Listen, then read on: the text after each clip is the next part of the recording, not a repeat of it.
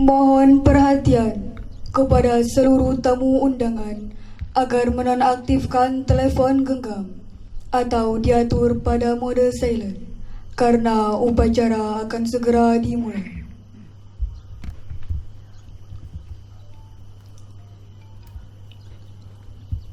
Upacara pengibaran bendera merah putih dalam rangka memperingati Hari Santri Nasional Jumat 22 Oktober 2021 dimulai.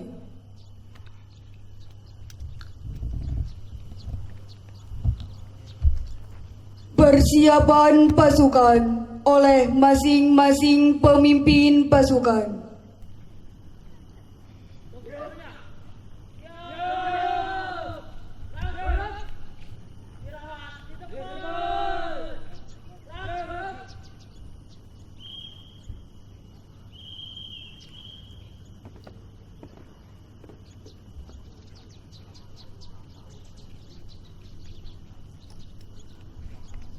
Pemimpin upacara memasuki lapangan upacara.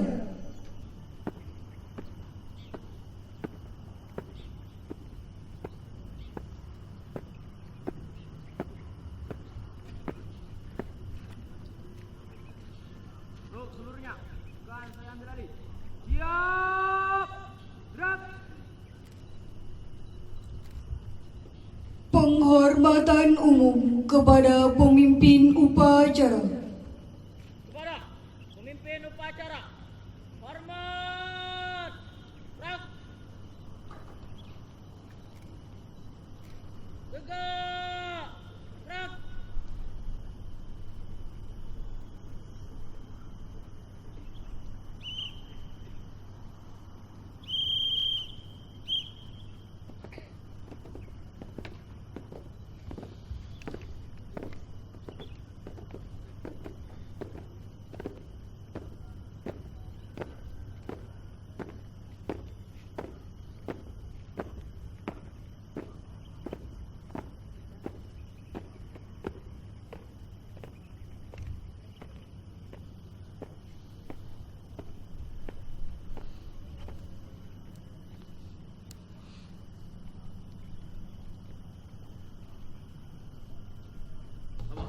Pasukan satu siap. Lapor, pasukan dua siap. Lapor, pasukan tiga siap. Lapor, pasukan empat siap. Laporan selesai.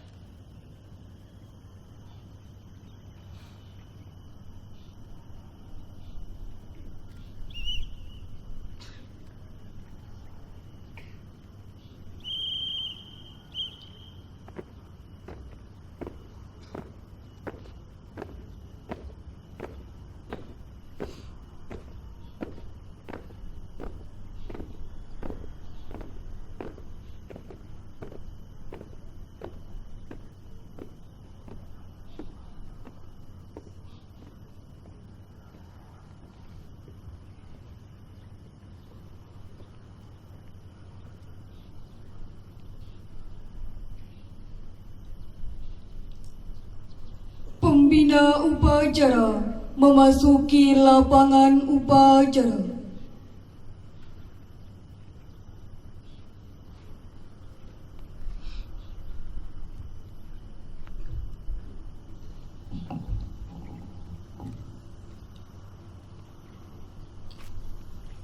Penghormatan umum kepada pembina upacara. Kepada pembina upacara, hormat, gerak. Tegak, gerak. Laporan pemimpin upacara kepada pembina upacara.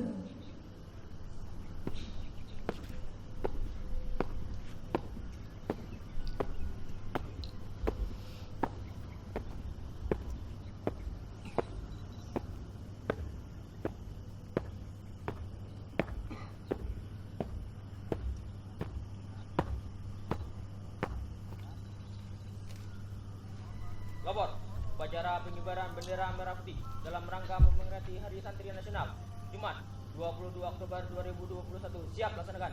Laksanakan. Siap laksanakan.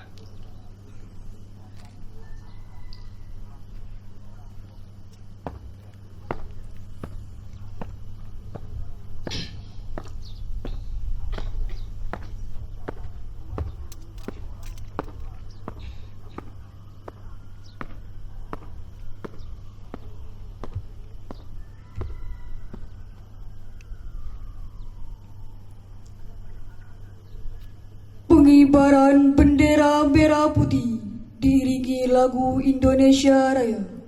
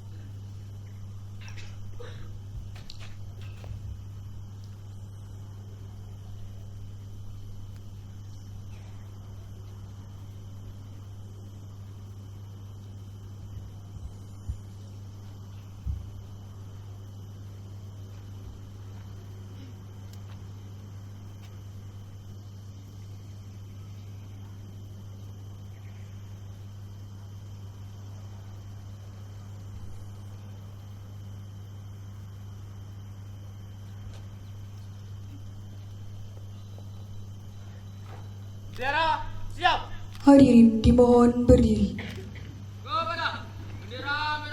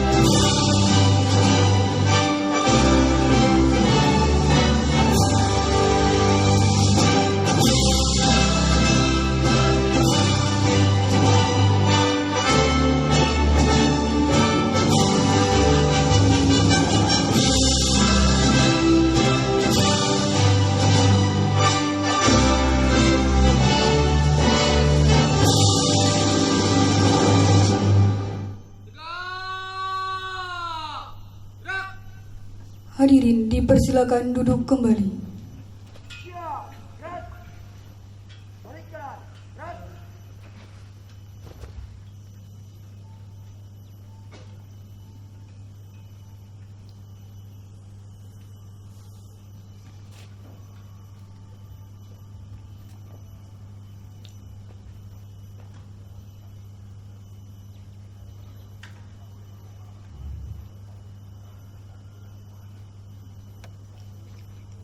Suara, sang merah putih. Korban, gerak. Tegak, gerak. Hadap ke kanan, jalan di tempat. Gerak. Informasi. Jalan. Tegak maju. Jalan.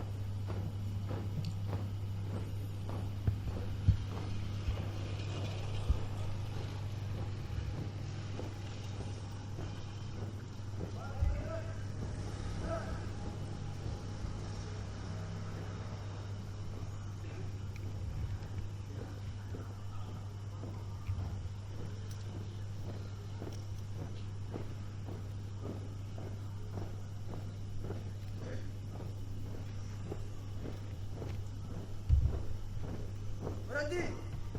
Gerak. Gerak cepat. Gerak.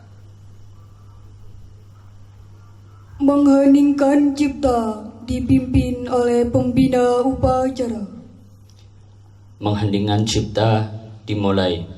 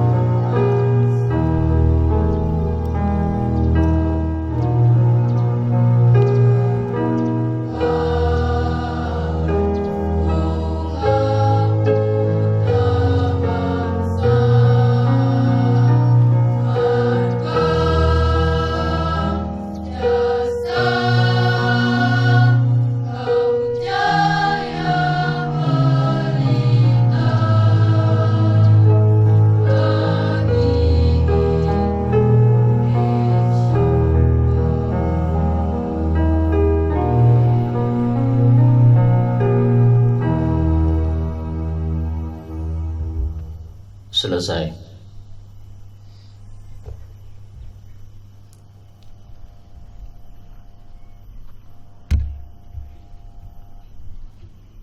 Pembacaan teks Undang-Undang Dasar Pancasila dan Ikrar Santri.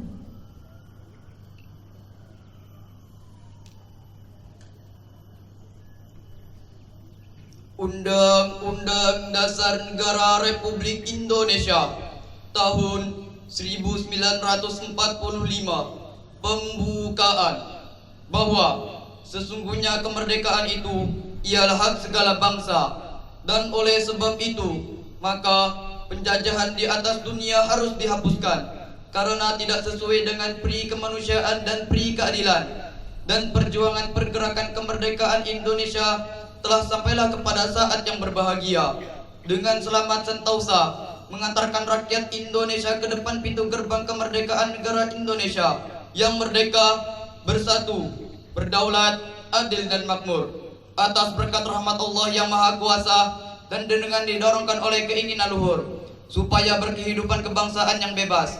Maka rakyat Indonesia menyatakan dengan ini kemerdekaannya. Kemudian daripada itu, untuk membentuk suatu pemerintah negara Indonesia yang melindungi segenap bangsa Indonesia dan seluruh tumpah darah Indonesia, dan untuk memajukan kesejahteraan umum, mencerdaskan kehidupan bangsa, dan ikut melaksanakan ketertiban dunia yang berdasarkan kemerdekaan, perdamaian abadi, dan keadilan sosial. Maka disusunlah kemerdekaan kebangsaan Indonesia itu dalam suatu undang-undang dasar negara Indonesia yang terbentuk dalam suatu susunan negara Republik Indonesia yang berkedaulatan rakyat dengan berdasarkan kepada ketuhanan yang Maha Esa, kemanusiaan yang adil dan beradab, persatuan Indonesia, dan kerakyatan yang dipimpin oleh hikmat kebijaksanaan dalam permusyawaratan perwakilan, serta dengan mewujudkan suatu keadilan sosial bagi seluruh rakyat Indonesia.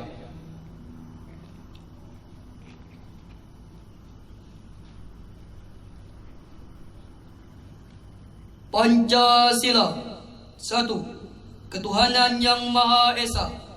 2. Kemanusiaan yang adil dan beradab. 3. Persatuan Indonesia. 4. Kerakyatan yang dipimpin oleh hikmat kebijaksanaan dalam permusyawaratan perwakilan. 5. Keadilan sosial bagi seluruh rakyat Indonesia.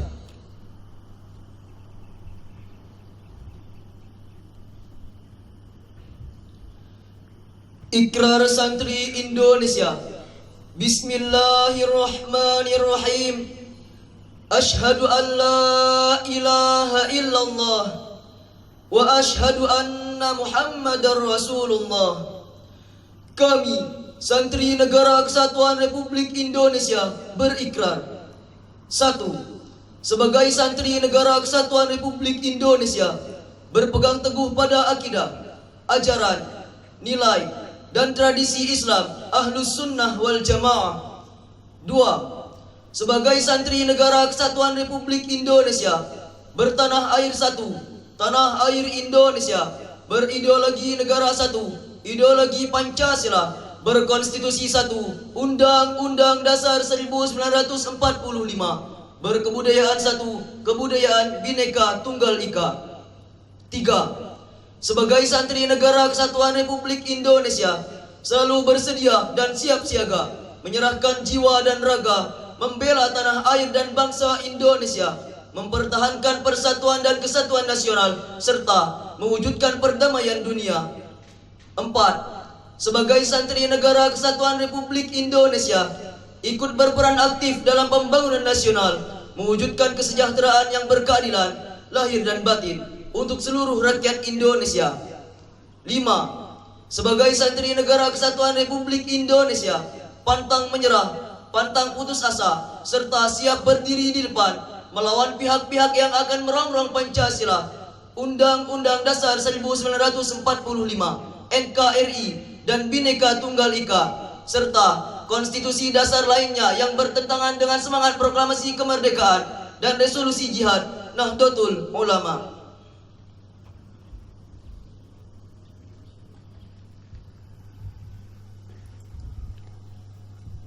Amanat Pembina Upacara. Pasukan diistirahatkan. Istirahat di depan. Gerak.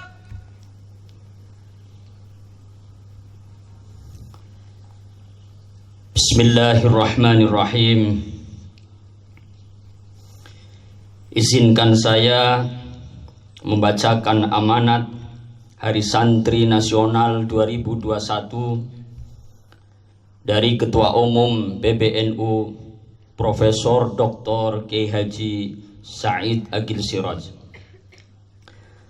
Assalamualaikum warahmatullahi wabarakatuh. Hari ini adalah hari yang sangat istimewa dalam perjalanan kita sebagai bangsa dan sangat penting bagi kesadaran kita sebagai umat beragama. Pada hari inilah, pada 76 tahun yang lalu, tepatnya pada 22 Oktober 1945, Hadratus Syekh Kiai Haji Hashim Asy'ari mengeluarkan fatwa yang dikenal dengan resolusi jihad. Dalam fatwa tersebut, Kiai Haji Hashim Asy'ari menyatakan bahwa perang mengusir penjajah dari tanah air adalah fardhu ain bagi setiap muslim. Dalam dokumen yang tersimpan di PBNU, resolusi jihad fi sabilillah dengan jelas memuat nilai nasionalisme Indonesia yang berbasis ahli sunnah wal jamaah, yaitu kewajiban mempertahankan kemerdekaan NKRI sebagai satu-satunya pemerintahan yang sah. Umat Islam, terutama anggota Nahdlatul Ulama, harus mengangkat senjata melawan penjajah Belanda dan sekutunya. Perang suci jihad ini merupakan kewajiban bagi setiap muslim yang tinggal dalam radius 94 km dan fardu kifayah bagi mereka yang tinggal di luar radius tersebut. Inilah peristiwa sejarah penting yang melatari lahirnya Hari Santri, suatu keputusan politik dan keagamaan penting dari para ulama dan pesantren yang menjadikan negara Indonesia yang baru diproklamirkan pada waktu itu tetap tegak berdiri. Indonesia tidak jatuh kembali ke tangan penjajah. Tidak salah jika dikatakan tidak ada peristiwa 10 November di Surabaya tanpa resolusi jihad alias Hari Santri. Jika 10 November 1945 adalah titik awal dikumandangkannya resolusi jihad, maka resolusi jihad menunjukkan peran besar santri dalam menegakkan kemerdekaan negara ini. Resolusi jihad juga menggambarkan antara Islam dan nasionalisme, bukanlah hal yang kontradiktif, bahkan tidak bisa dipisahkan. Resolusi jihad merupakan ekspresi patriotisme dan nasionalisme santri yang berbasis ajaran ahli sunnah wal jamaah. Oleh karena itu, pada Hari Santri 2021 ini, saya hendak membangkitkan kembali semangat perjuangan melawan penjajah, meneguhkan komitmen kebangsaan, dan melunasi janji para pendiri bangsa yang telah ditunjukkan para santri terdahulu. Fondasi Islam Indonesia, kebinekaan, keterbukaan, toleransi. Dewasa ini dunia mengetahui capaian peradaban yang telah diraih umat Islam Indonesia. Prestasi ini tidak hanya terbatas pada keberhasilan kita untuk mempertahankan keutuhan negara dan berjalannya demokrasi di mana seluruh komponen bangsa berhasil menunjukkan keselarasan antara demokrasi modern dan keberlangsungan tradisi Islam, tetapi juga pengakuan masyarakat dunia bahwa umat Islam di Indonesia yang dipelopori oleh para santri dan ulama telah menciptakan berbagai kreasi yang membentuk budaya keagamaan yang tidak bertentangan dengan kehidupan global. Dasar-dasar peradaban Islam Indonesia sudah mulai dirintis sejak proses awal penyebarannya di wilayah Nusantara. Ketika itu masyarakat setempat sudah memiliki tatanan sosial keagamaan yang mapan. Hampir seluruh aspek kehidupan sudah dibentuk oleh nilai-nilai agama Hindu dan Buddha yang datang beberapa kurun waktu sebelumnya. Namun uniknya, penyebaran Islam yang demikian cepat tidak mengindikasikan adanya cara-cara paksaan atau penaklukan atau kekerasan perang agama. Tidak ada catatan tentang pasukan Islam menaklukkan kerajaan-kerajaan di Nusantara atau pemaksaan terhadap masyarakat untuk menanggalkan praktek kehidupan yang didasarkan pada agama Hindu dan Buddha. Dalam catatan sejarah, Islam masuk ke Indonesia Islam masuk ke dalam kehidupan masyarakat Indonesia melalui proses sosial budaya yang berlangsung secara bertahap. Sebuah proses evolusi kultural yang hebat. Tidak ditemukan gerakan bumi hangus atau islamisasi yang berusaha memutus mata rantai kebudayaan lama untuk digantikan dengan budaya Islam. Islam berkembang di wilayah-wilayah di Nusantara, mengambil bentuk evolusioner, bahkan di pusat-pusat wilayah yang telah mapan menganut agama Hindu, Buddha, bahkan masyarakat kuno Nusantara. Oleh karena persemaian budaya yang bertahap ini, proses islamisasi Nusantara tidak memunculkan pemisahan tegas antara wilayah Islam dan non-Muslim, atau Darul Islam dan Darul Harb, seperti halnya dalam politik dan militer. Sebaliknya, tradisi lokal Hindu, Buddha, dan Islam saling mengisi dan mempengaruhi dalam kehidupan sehari-hari. Hasilnya muncul sejumlah pemahaman dan tradisi keagamaan baru yang akarnya dapat dirujuk pada berbagai tradisi agama yang sudah ada sebelumnya. Setiap model pemahaman memiliki kekhasan tersendiri sesuai dengan pembangunan ajaran agama dan latar belakang budaya penganutnya, tetapi tetap terhubungkan dengan pemahaman keagamaan lain melalui sejumlah kesamaan tantangan kemanusiaan. Salah satu faktor penting yang mendorong interaksi damai adalah karakter dan sifat para pendakwah awal yang datang ke kepulauan-kepulauan bukan sebagai penakluk. Ini bukan sebagai penakluk, melainkan sebagai pedagang dan guru sufi. Mereka adalah pedagang yang berkepentingan untuk menjalin hubungan baik dengan penduduk setempat. Interaksi ekonomi ini kemudian memfasilitasi kegiatan dakwah dan mengarahkan para ulama awal untuk lebih menekankan pada cara-cara persuasif. Sejarah juga menggambarkan bahwa karakter Islam yang disebarkan pendakwah awal tidak terlalu menekankan aspek hukum fikih. Sebagian sumber menyebutkan karakter sufi yang kuat, sehingga masalah moral, akhlak, dan hakikat agama menjadi perhatian utama. Islam tasawuf atau yang kita kenal dewasa ini dengan Islam yang bercorak sufistik, menekankan prinsip-prinsip pokok agama seperti hubungan dengan Tuhan, menyempurnakan akhlak dan keseimbangan hidup, yang hal ini tidak berarti meninggalkan aspek syariat yang terkandung dalam fikih Islam. Karakter demikian membuat proses islamisasi menjadi lentur, leluasa, tapi memiliki sumbangan positif di masa depan. Hal ini dapat dijumpai dari berbagai cerita rakyat tentang para wali. Para wali mempertahankan keindahan gaya bangunan tempat suci agama Hindu atau Buddha dan memodifikasikannya dengan membuat lapisan berjumlah 5 sebagai simbol rukun Islam. Mereka juga tidak melarang pertunjukan wayang yang jelas-jelas hasil karya para pujangga Hindu. Para wali mengubah alur cerita secara kreatif dan memaknai kembali ke sejumlah simbol dan karakter yang ada dalam narasi utama.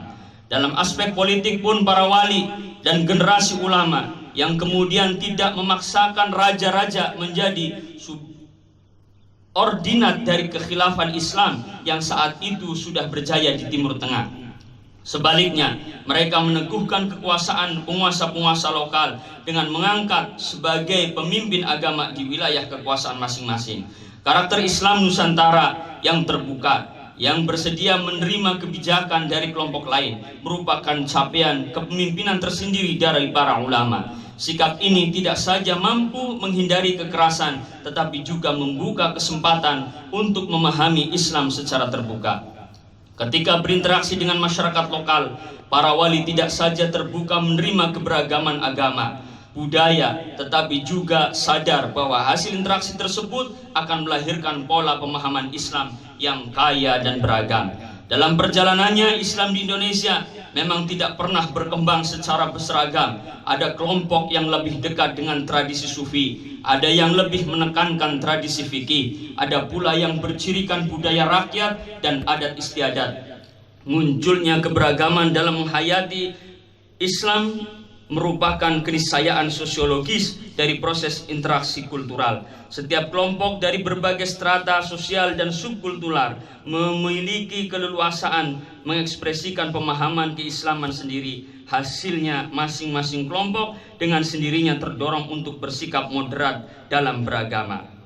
Dari semua itu, sumbangan penting dari metode dakwah para wali dan ulama di masa dahulu adalah model keberagaman yang plural dan terbuka dan toleran terhadap peradaban Islam Nusantara yang sangat besar.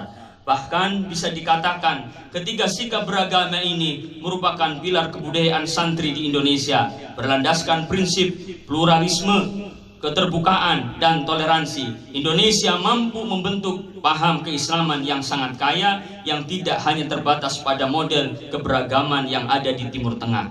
Dalam bidang ilmu kalam dan tasawuf yang menjadi arena para pujangga, filosof, dan sastrawan, telah lahir karya-karya monumental. Misalnya Asrarul Arifin tulisan Hamzah Fansuri, Serat Dewa Ruci susunan Sunan Kalijaga, atau Wirid Hidayat Jati karya Rangga Warsita.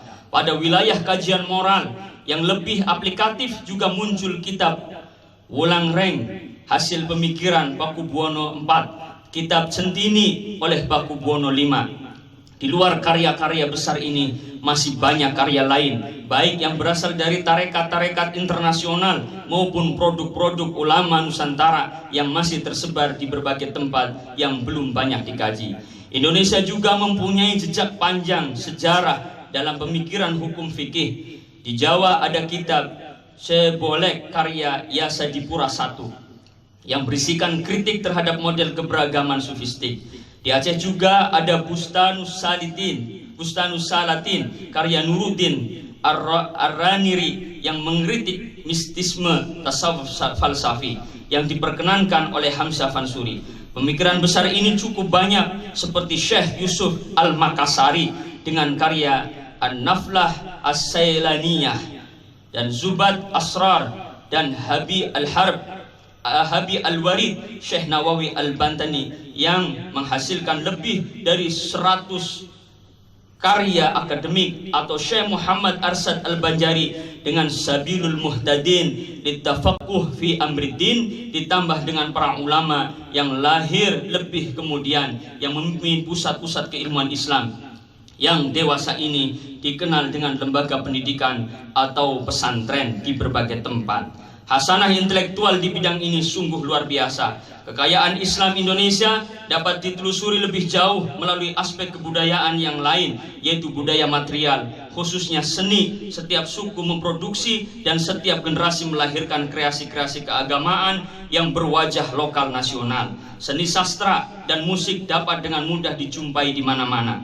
Hampir semua suku di Indonesia mempunyai syair-syair pujian dengan bahasa lokal yang dibawakan sebagai nyanyian atau diiringi musik. Di lingkungan masyarakat santri di Jawa dan Sunda, mereka mengenal syair keagamaan yang disusun melalui ritme sastra lama seperti Asmaradana, Pangkur, dan Dandang Gula. Di wilayah Melayu, sastra keagamaan merupakan narasi seni setempat di mana para ulama pengampu tradisi, filosof, dan cendekiawan memberikan kontribusi sangat besar. Meski tidak sepopuler Jawa, Sunda, dan Melayu, sastra keagamaan juga mudah ditemukan di Lombok, Kalimantan, Sulawesi, Sumatera, Jawa, Bangka, Belitung misalnya, dan daerah lain. Para santri mengembangkan berbagai kreasi seni, arsitektur, sastra, dan musik di atas hanyalah bagian dari seni Islam Indonesia. Banyak yang masih digali dari karya-karya seni lain seperti seni patung, lukis, kaligrafi, senjata, kerajinan, tekstil, dan sebagian besar masih berserakan di berbagai tempat. Pasca kemerdekaan, kreativitas masyarakat Indonesia dalam memajukan kebudayaan semakin intensif.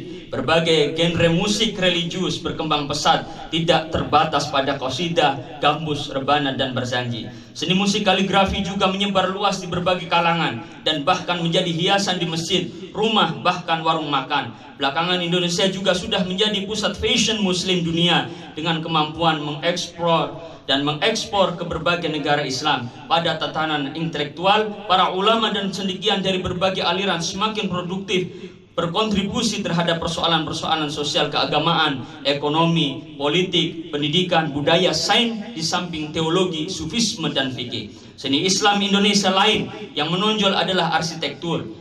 Reinterpretasi arsitektur Hindu dan Buddha dalam bangunan masjid di Jawa sudah diterima luas.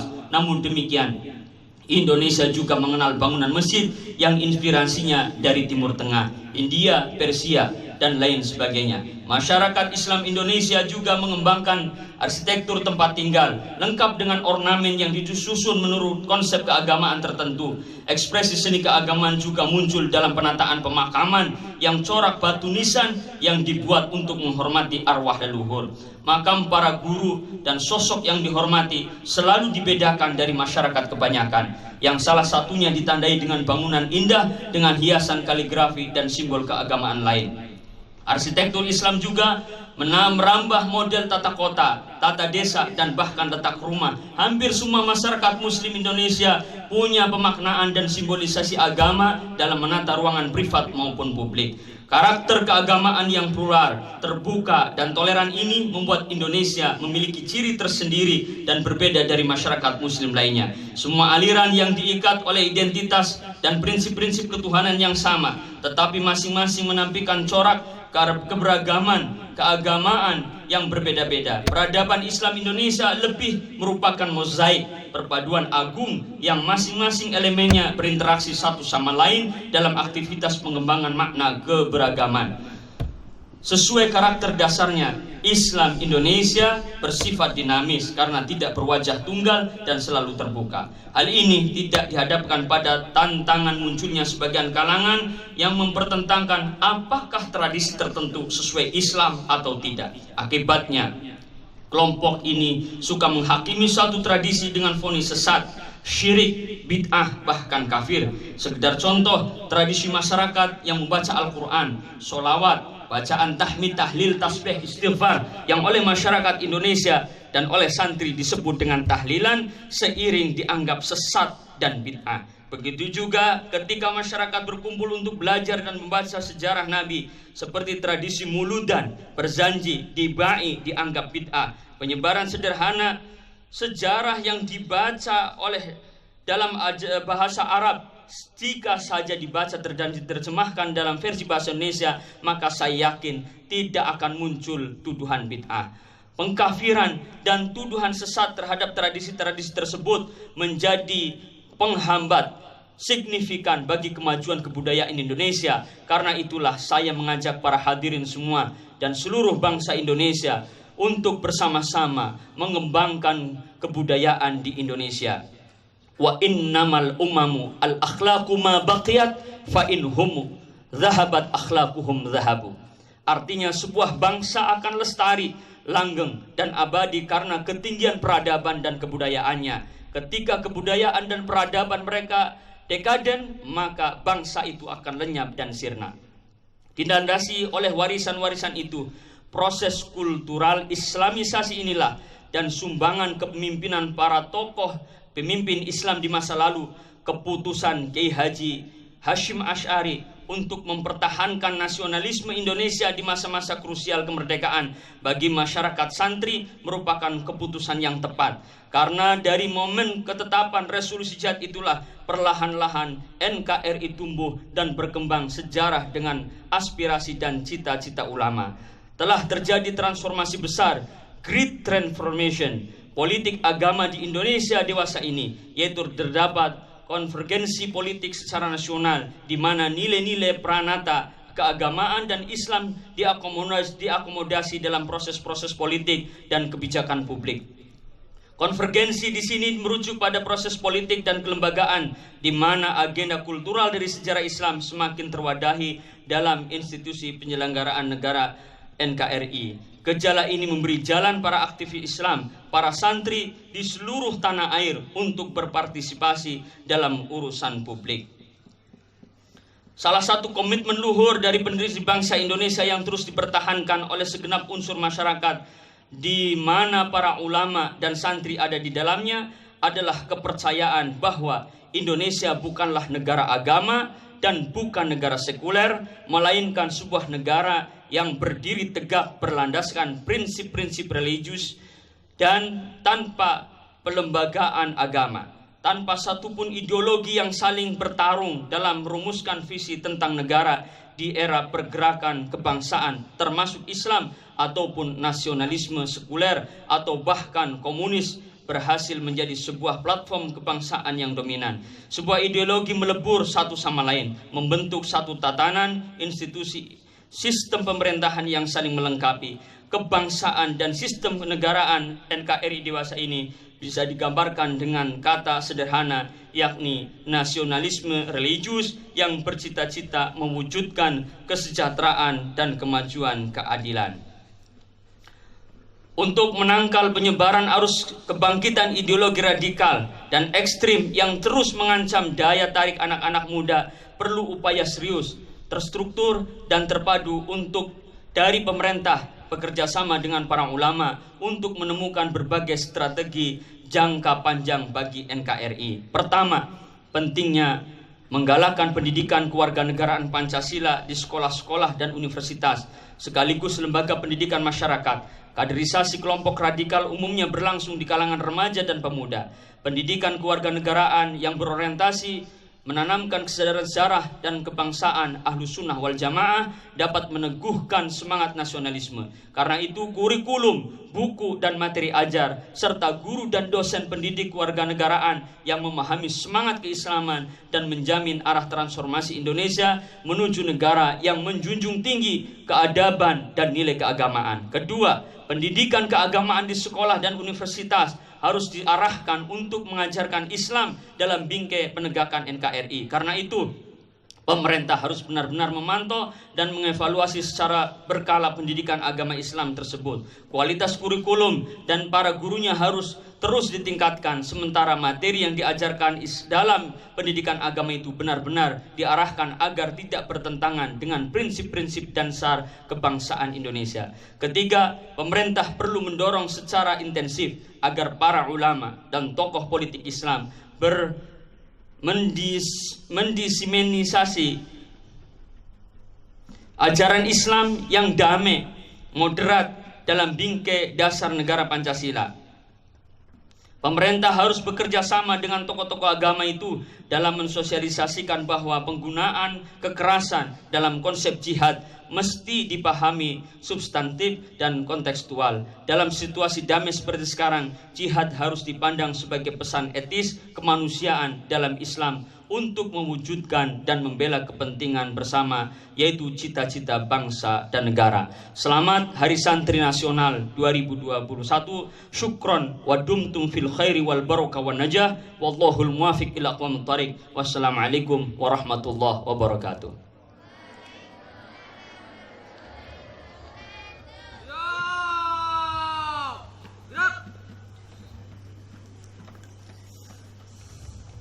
Menyanyikan lagu March Subhanul Watan, Hari Santri dan Syukur.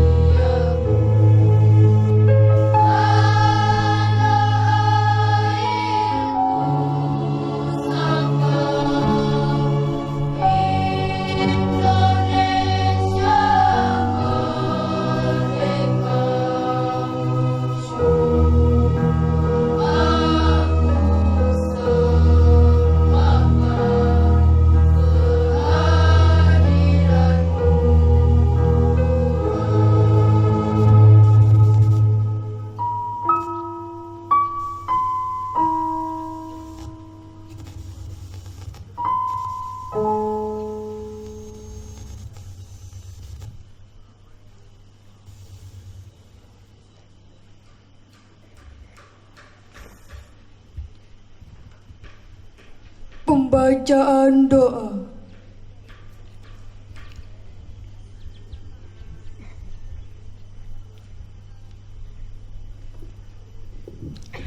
Bismillahirrahmanirrahim. Allahumma salli ala Sayyidina Muhammadin wa alihi wa sahabatihi ajma'in.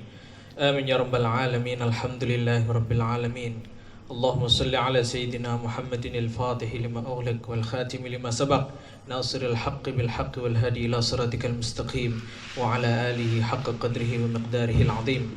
Allahumma inna nas'aluka al-'afwa wal 'afiyah wa nas'aluka dawam al-'afiyah wa nas'aluka tamam al-'afiyah wa nas'aluka asy-syukra 'ala al-'afiyah wa nas'aluka al-ghina 'anil nas wa nas'aluka ridhaka al-jannah wa na'udzubika min sakhatika wan nar. Allahumma antas salam wa minkas salam wa ilayka ya'udus salam fa hayyina rabbana bis salam wa adkhilna al-jannata darus salam tabarakta rabbana wa ta'alita ya dzal jalali wal ikram. Rabbana atina fid dunya hasanah wa fil akhirati hasanah wa qina adzaban nar. Wa sallallahu ala sayyidina Muhammadin wa alihi wa sahbihi ajma'in. Walhamdulillahi rabbil alamin.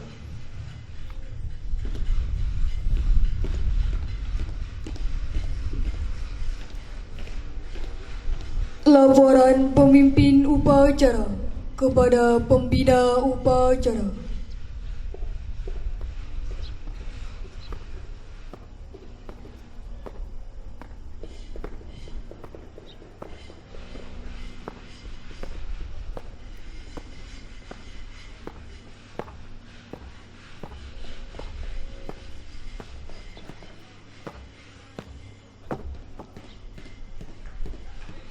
Lapor.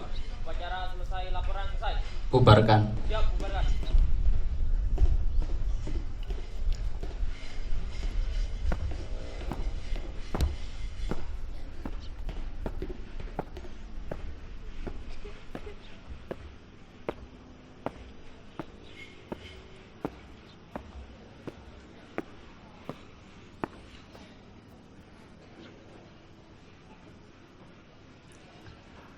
Penghormatan kepada pembina upacara. Kepada pembina upacara. Hormat. Gerak. 3. Gerak. Pembina upacara berkenan meninggalkan lapangan upacara.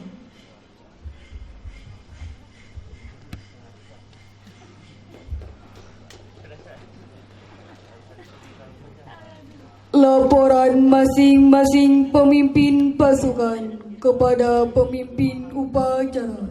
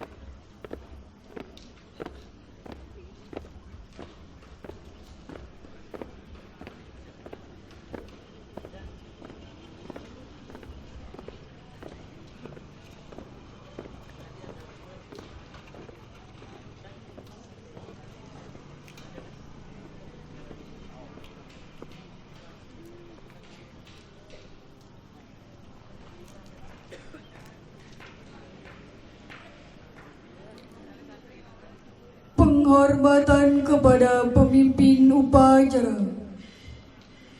Kepada pemimpin upacara. Hormat. Gerak.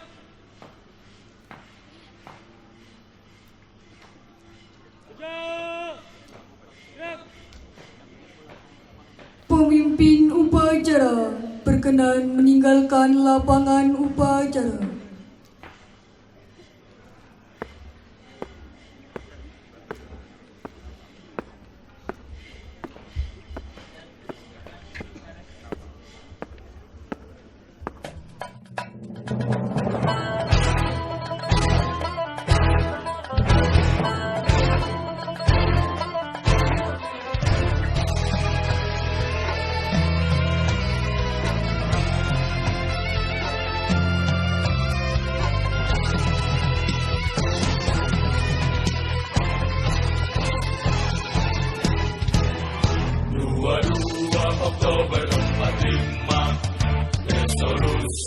ingat panggilan jiwa.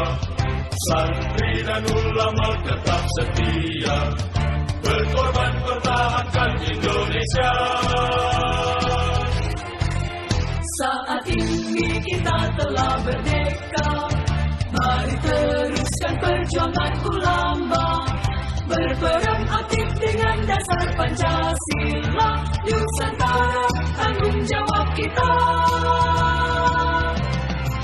Hari santri, hari santri, hari santri, hari santri undi kita pada negeri. Rio dan Rahmat dari Ilahi, NKRI harga mati. Ayo santri, ayo santri, ayo santri, ayo ngaji dan patuh pada kiai. Jayalah bangsa, jaya negara, jayalah pesantren kita.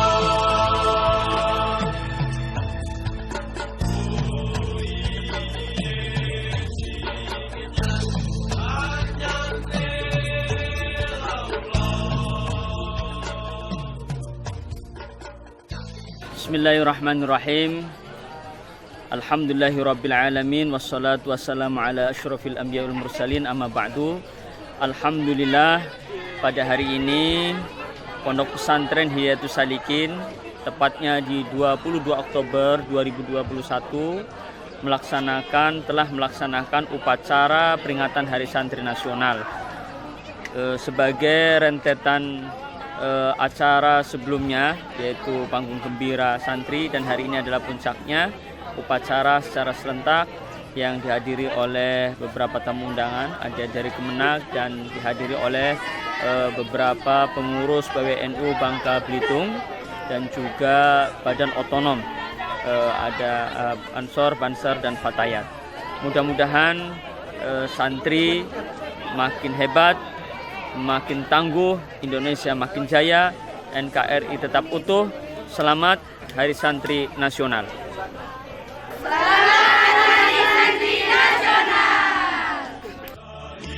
NKRI harga mati.